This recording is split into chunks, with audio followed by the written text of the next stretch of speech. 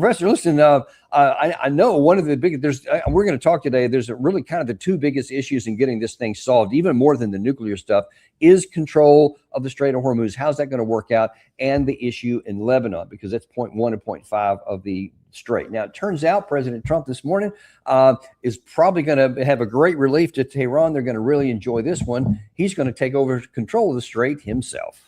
Well, we're taking over the strait. They have nothing. They've got nothing. So something that nobody knows, yesterday they had an 11-hour meeting. Everything's 11 hours with these guys. You know, you can't settle a one sentence in 1 hour and 1 minute. And everything was agreed to yesterday. And they leave the room.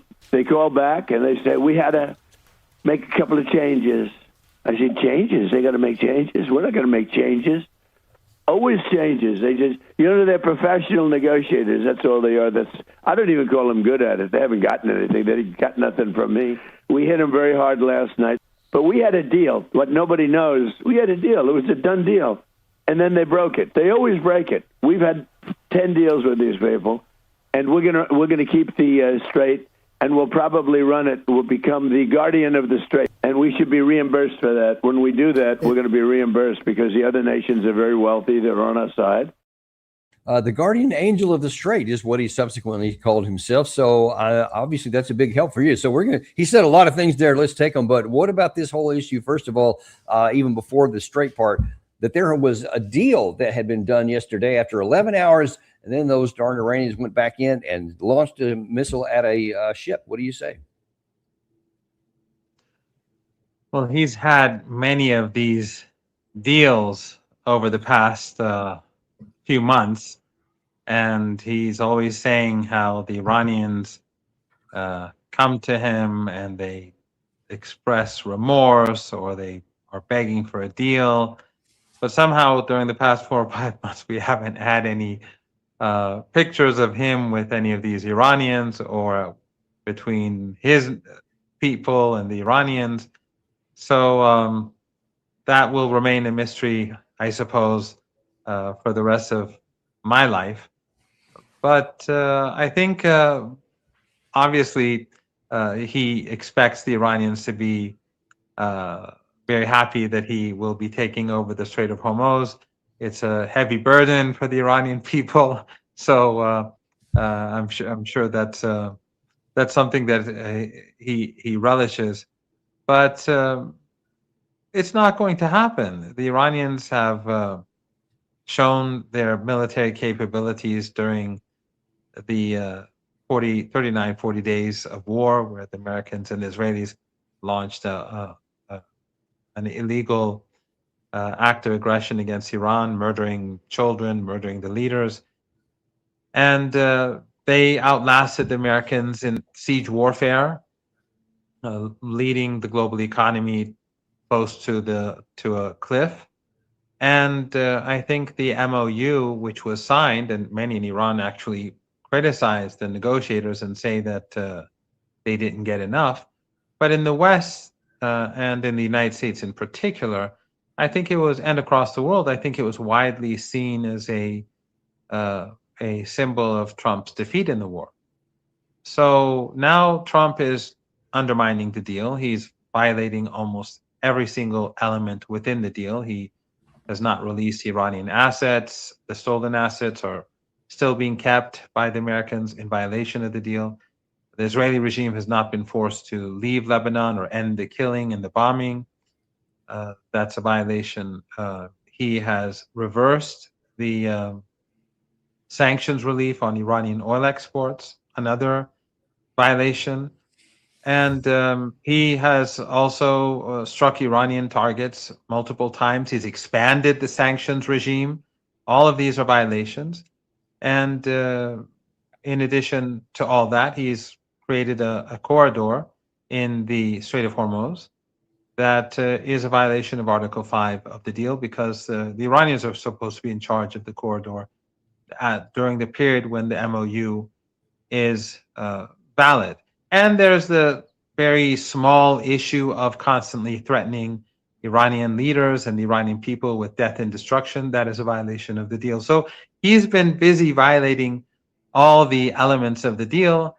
And that is why the Iranians are going to be very tough at the Strait of Hormuz. And I don't think that Trump is going to have the sort of success he seeks. And if you know, from the position of negotiations themselves, what is your understanding of how this is impacting on the Iranian negotiating team, whether it's Ghalibaf, whether it's Arakchi, or anyone else in there, when they hear President Trump make these statements that we had an 11-hour meeting, and at least according to Western press yesterday, this weekend actually, there were no meetings in Qatar. I think it was on Friday. President Trump said, "Yeah, we're going to have a meeting on Friday," and the claim was by unnamed Western officials was that the Iranians had privately communicated to President Trump that they made a mistake. They shouldn't have attacked that ship, the Singaporean flagship. They want to try to make it right now. And so the claim was on Friday that on Saturday there was going to be a meeting in Qatar, and that coming out of that, the Iranian side would admit that, yes, there will be no restrictions of any kind on the Strait of Hormuz for the remainder of the 60 days. What can you tell us about that? Well, I think, again, this goes back to so many different things that Trump has said over the last few months that all turned out to be just fabrications. And this is just another one of them. I mean, in Iran, at the beginning of the war, if you recall, this was also being, this narrative was also being promoted, that it's not clear who the leader is and who's in charge, and that sort of nonsense. And again, this is something that he seems to be promoting, whereas it's the guards, the IRGC, or the army, or the police, or anyone else for that matter. They have no ability to work autonomously. They cannot just go and strike ships or attack a target in another outside of Iranian territorial waters or outside beyond Iran's borders without the authorization of the state and without the authorization of the Supreme National Security Council. And the Supreme National Security Council ultimately has to get approval from the leader. So the IRGC, it doesn't just go and shoot ships. The Iranians were, over the last few days, more than a few days, they were warning ships not to go through the American corridor.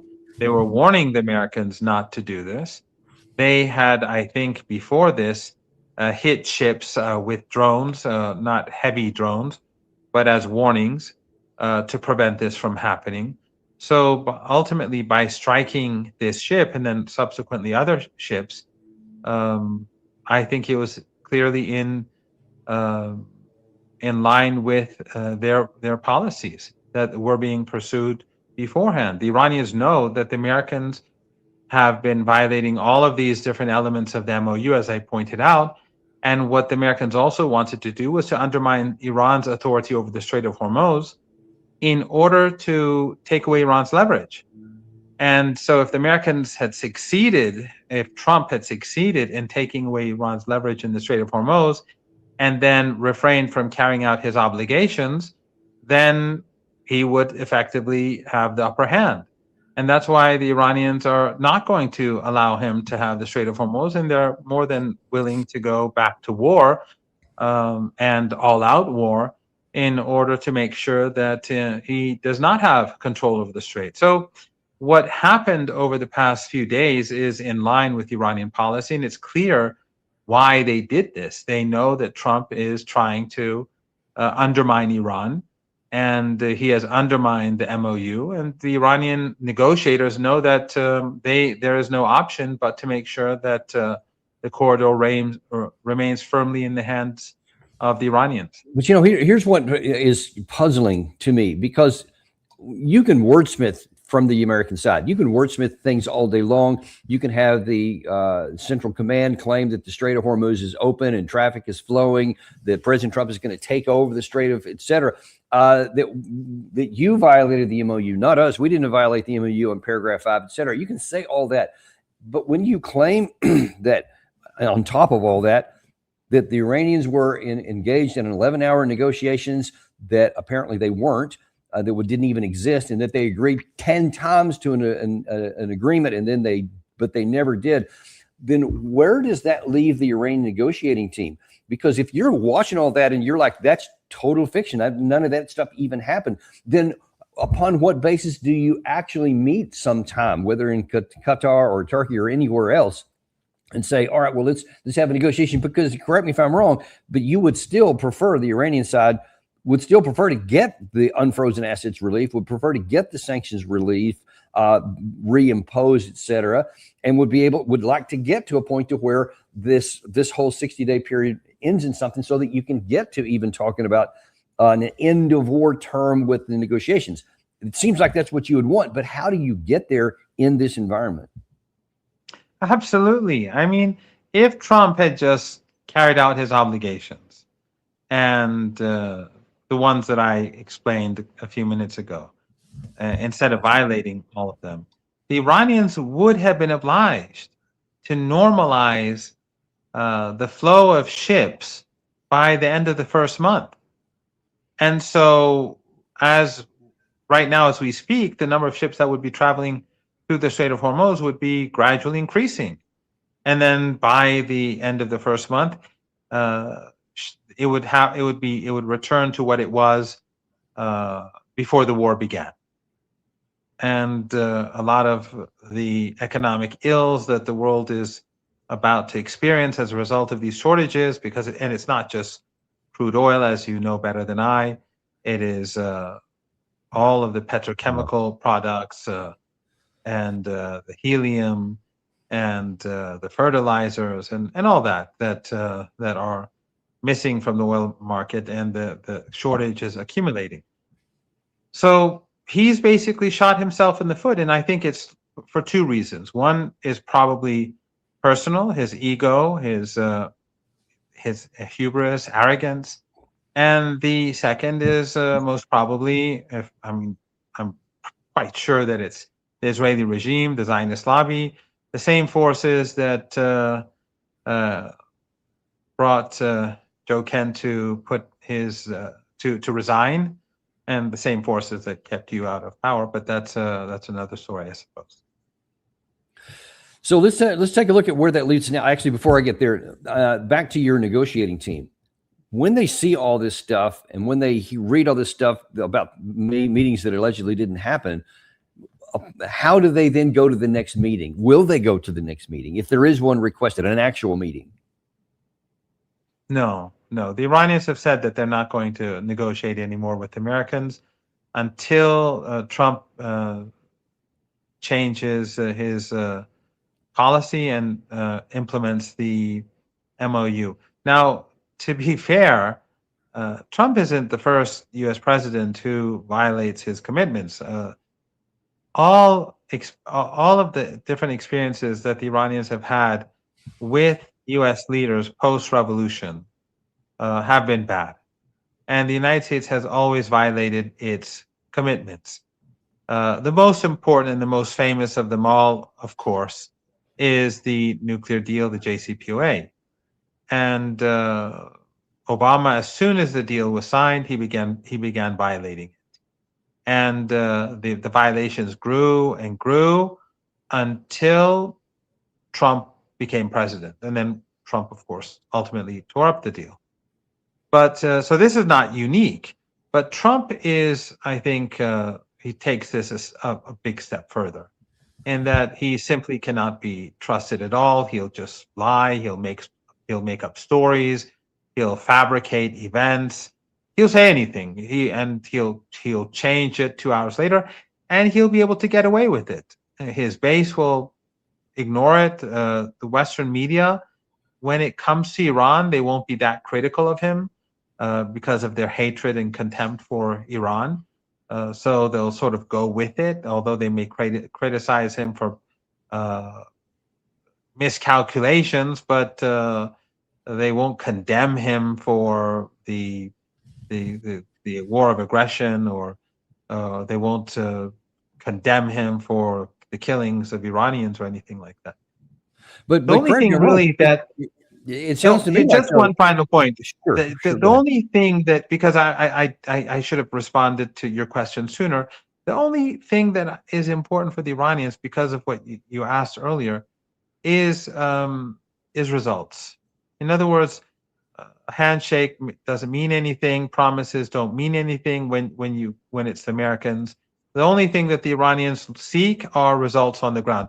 If it was the Brazilian president and he promised something, the Iranians would say, "Well, the Brazilian president promised, so we'll believe him." If it was the Chinese president who promised, or the Russian president who promised, or the Malaysian prime minister who promised, the Iranians would probably say, fine, okay, since you made that promise, we'll do as you say. But in the case of the United States, and in particular Trump, the only thing that matters for the Iranians are actions. And so, if I'm understanding correctly, this is a pretty major point that you're making right here.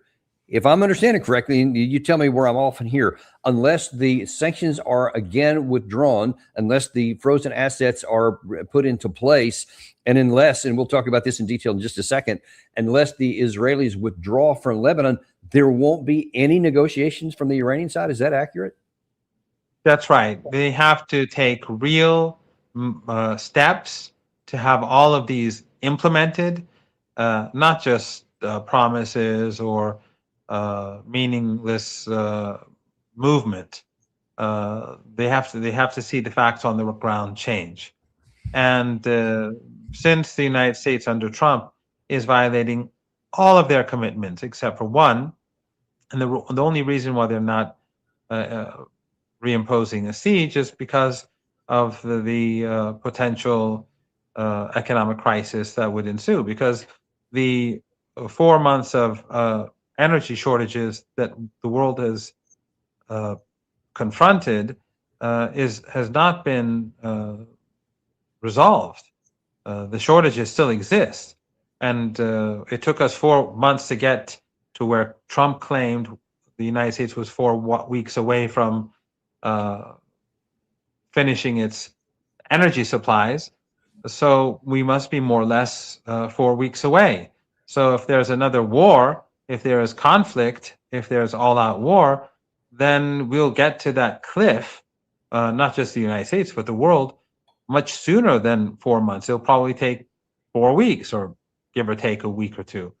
So for the Iranians, the only thing that now matters is for the United States to act, to implement the MOU. The Iranians aren't naive. They knew from the beginning that Trump had no intent of implementing the deal, and that the United States under Trump no one thought that they just hand over Iran's money, and that they would tell the Israelis to leave Lebanon, or else we'll stop supplying you with funding and weapons. No one believed that. But the Iranians believed that the MOU did have its benefits because, first of all, because of the lifting of the siege, Iran was able to export huge quantities of oil literally during the first 3-4 days after the siege was lifted, because there were many tankers in the Persian Gulf and in the region that couldn't leave because of the siege, and they were full. So the Iranians immediately began exporting all that fuel, and also importing key supplies and necessary products that were necessary for the 90+ million population of the country. So the Iranians did benefit from the MOU by being able to do that trade and earn money. But they knew that the United States would refrain from implementing the deal, and that is why they made sure that they had leverage in the deal. The Iranians have two types of leverage in the deal. One is, of course, the nuclear program. They divided the MOU, it's not a deal, but the agreement, into two parts. The second, if the first part bears fruit and it is fulfilled after all of the two sides carry out their obligations after 60 days, the two sides then come to an agreement on the nuclear program, and on comprehensive sanctions. So one is the nuclear program. Right now, the Iranians are not going to negotiate the nuclear program because the first part of the agreement has not been implemented. So that is leverage. Trump wants a nuclear deal. Iran won't give it to him until he does all these things that he refrains from doing. But the second element is much more important, in my opinion, and that is the Strait of Hormuz. So if the United States does not carry out its side of the bargain, then the Iranians say that, well, we don't have to carry out our side of the bargain either. And they'll limit the number of ships that pass through the strait in order to react to Trump's policies. And that is why Trump has been trying to undermine Iran's authority in the strait. Now let's take a look at that, because there's the words, there's the claims on two sides, and then there's the reality on the ground. Let's take a look. First of all, the Iranian side, the Persian Gulf Waterway Management Authority over the weekend said that passage through the Hormuz is currently not possible. Basically, it's closed. U.S. Central Command says, yeah, no, that's not true. Yesterday, they said the traffic is flowing. It's wide open. Then nobody gets to control it except the United States. But then this morning, we look and we see from the Hormuz report that CENTCOM insisted Iran does not control the strait, but shipping data tells a different story.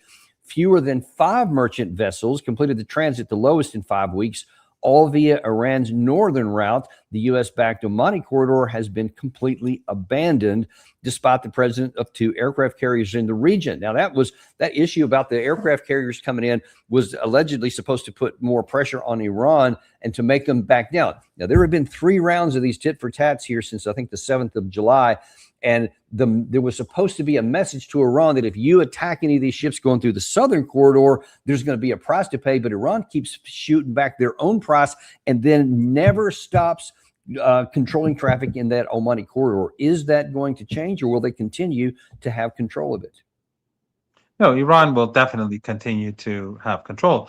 The Article 5 is clear that Iran will manage the strait and normalize the traffic through the strait over these 2 months, not the United States. And the Iranians opened the corridor and told ships to register so that they could pass through. And the number of ships were increasing. But Trump, by imposing this corridor and putting enormous pressure on Oman as well, what he's trying to do is basically to take away Iran's control of and I'm sorry, Professor, let me interrupt you, because this is literally breaking news 9 minutes ago. President Trump just released this. The Strait of Hormuz is open and will remain open, again agreeing with CENTCOM. With or without Iran, we are reinstating the Iranian blockade.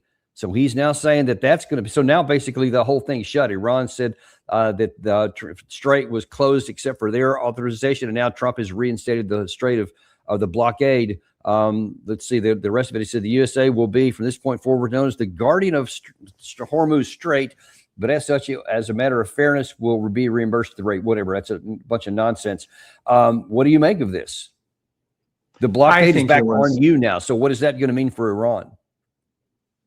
Well, that shows that Iran was very smart in when it signed the MOU to quickly export all of that oil and to import and export its needs as swiftly as possible so that it can prepare itself for the coming weeks and months. And of course, this is going to be very bad for the global markets, because the oil shortages that you discuss in your shows with experts are in very bad shape. And I don't think that the last 3-4 weeks have been able to improve the situation. Maybe they've been able to tread water for the last 3-4 weeks, but the reserves for the energy reserves have not increased. And other commodities that come from the Persian Gulf, they have actually, their shortages have increased, because disproportionately over the last 3 weeks or so, it's been tankers that have been trying to go through the strait.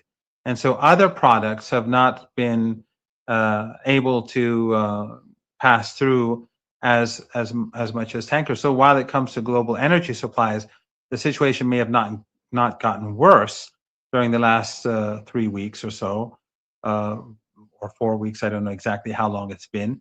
But other commodities, their shortages have increased. So now, with the blockade on the Strait of Hormuz, then we can assume that the shortages will continue to grow. And we recall that when Trump was attacked for accepting the MOU, he said that he doesn't want to be a Herbert Hoover, and he does not want to preside over a Great Depression, and that U.S. energy supplies or their strategic reserves will be diminished or depleted in 4 weeks. So we are, I would assume, somewhere around the same place where we were when the agreement was signed. And that's not going to be good for anybody. But it's not going to be good for our side, because especially, I mean, the global economy, but especially the American economy and our SPR. We'll get to that, and let me talk about that in just a second. But before I get to that, the presumption is probably from the president's side, I'm going to put this blockade back on Iran to put pressure back on them, to show them a thing or two. One of the things that I found was interesting, and I'd like your expert opinion on it. We spoke with two Western reporters over the last few days during the funeral procession for the assassinated supreme leader, that they said, hey, listen, we have discovered through talking with people and seeing in Iran that they're like 98% self-sufficiently with food, with water. They have their own internal petroleum capability to have diesel and jet fuel and whatever else to run their economy, et cetera. They're losing from the ability to export things and to get the revenue from oil by large measure going out through the Persian Gulf. But they told me that when they were traveling through along with this group, that they saw the grocery stores still had food in them, that there were not riots anywhere, and that the people were still, they were harmed, but it was more like inconvenienced. Is that true? Does the Iranian side have the ability to sustain a long-term blockade and still be self-sufficient? Well, since Iran has been facing maximum pressure sanctions for many, many years, the country has moved towards self-sufficiency, and most of the country's products are made at home. And agriculturally speaking, Iran is almost self-sufficient, not quite, but almost. And this year we've had a better rain than the last 3-4 years where we had a drought. And also Iran has 15 neighbors. We have Pakistan, we have Afghanistan, we have Turkmenistan, then we have the Caspian Sea, which links us to Kazakhstan and Russia. We have the Republic of Azerbaijan, Armenia, Turkey, and Iraq. And then we have the Persian Gulf, the Strait of Hormuz, and the Indian Ocean, and the countries on the other side of the Persian Gulf. So it's, they can't shut all of Iran's borders, and Iran produces most of what it needs. It is difficult. There's no doubt about it. Inflation is high, but as I said, Iran has been able to export and import a lot during the past 3-4 weeks, whereas the global energy markets have not. I believe they have not improved. Maybe it has not deteriorated any further, but it hasn't improved. And if we accept Trump's statement that they're 4 weeks away from depleted supplies, oil supplies, then they are in trouble. But there's also another element to this, and that is the funerals themselves. I don't know what your guest said about the funerals, but the funerals were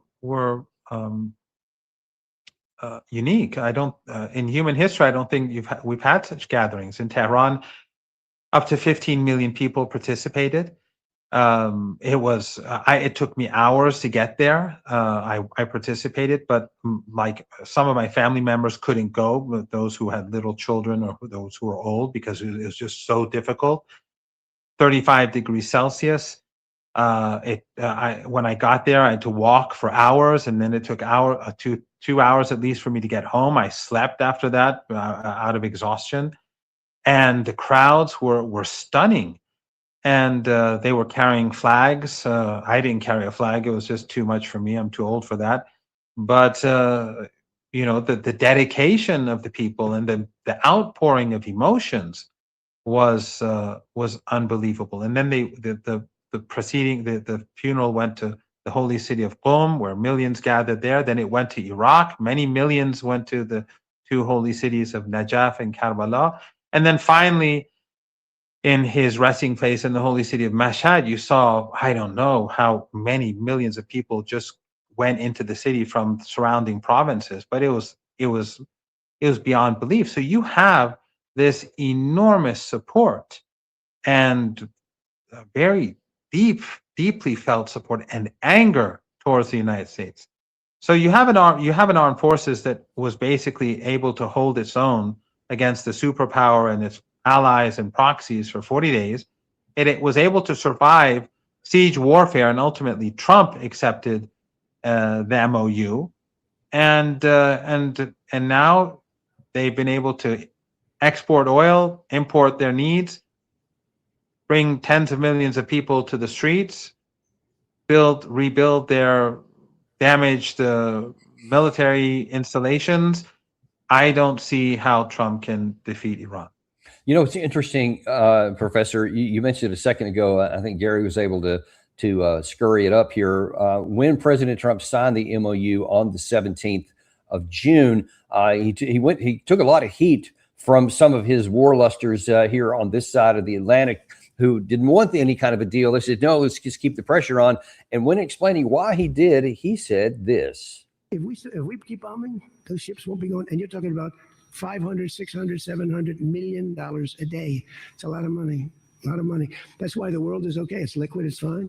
Also, we run out of reserves in about 4 weeks. You know, there are reserves all over the world, and we would really run out. And there'll be a time when you wouldn't be able to get it. And you want to see bedlam? If we keep bombing, those ships won't be going. And you're talking about. Okay, that's it was rolling there. That's what he said on June 17th. He recognized that there was an issue here. And you mentioned subsequently, he talked about the potential for being Hoover and being the president over a depression, because we had been talking about that for months, that was the risk that we'd taken with this blockade, this dual blockades, that was the risk. And it's like, okay, well, maybe we dodged a bullet. Maybe we'll only get a recession, because that seemed to be already baked in even by the time we agreed to that. Well, now he's gone back to it. Who cares about whether anybody pays for this mythical control of the Strait of Hormuz? It'll never materialize, because we physically don't have the capacity to do what he said in that Truth Social he just posted a few minutes ago. But what is very real is that now we've reinstated all of that problem. So either we're going to restart getting rid of our strategic petroleum reserves and other stocks, or the price of oil is going to go up and there's going to be insufficient supply. What does this do to Tehran, in addition to everything you just mentioned, talking about all the people are behind the government, that they have the ability to be self-sufficient to endure a long-term blockade? Where is Iran right now based on this statement? Iran has no option but to resist.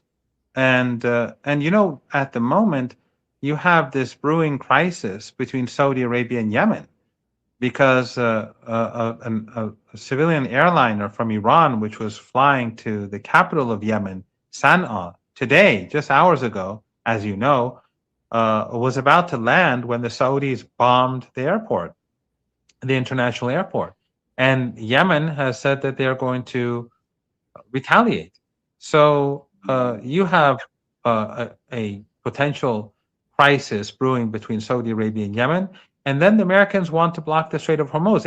And during the past few days, while the Americans have been bombing Iran, the Iranians have also been bombing U.S. Across the Persian Gulf region and in Jordan.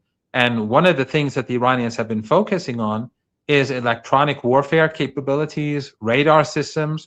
So it's going to be much more difficult for the Americans to try to use electronic warfare to get a ship or two out of the Strait of Hormuz than it was before, because the Iranians have destroyed it. So now that they want to impose the siege, the Iranians will, of course, impose a siege.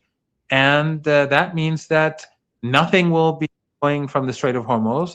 The global economic crisis will get worse much faster, because we've already been 4 months into this crisis. We had a 2-3 week period where it perhaps didn't get much worse, but now we are starting from where we left off, which is very close to the economic cliff. And in addition to that, you have this added crisis in Yemen. And I was also told by somebody who has some context with Ansar Islam, the Houthis as they're called in the West, that they are considering and coordinating with the Iranian side that if things get to a certain level of worse, especially as it relates to Gaza, that they may play the Bab el-Mandab card, actually. And the Houthis may say, yeah, we'll add that on top of the Strait of Hormuz. What would happen if we get to that point, do you think? Yes, I spoke actually to a relatively high-ranking Yemeni official, and he said that, and he spoke about Lebanon and as well as Gaza. So if the United States pushes the situation in that direction, and then you also have to add the resistance in Iraq, then we will be going to where we were, a very dark place for the global economy, and very swiftly. Again, it took us 4 months to get to where Trump was when he made that statement. It wasn't like 2 weeks; it was 4 months. It was a war, and then siege warfare, and then finally the deal. So now we're already there, and we don't have much further to go. And then if you add Yemen to it, I think it's just this could potentially bring about a situation where everything changes for everyone on this planet. Because if the global economy collapses, and especially at a time when the global economy isn't doing well at all, and there are all these imbalances, and people have already been saying that it is moving in a very dangerous direction, then I think that we're going to see instability. We're going to see perhaps tens, if not hundreds of millions of people across the world potentially moving, depending on how bad it gets. If it becomes a depression, then you can envisage mass movements of people. I mean, if there's no fertilizer, if there's a collapse in trade, it's something that you don't want to think about.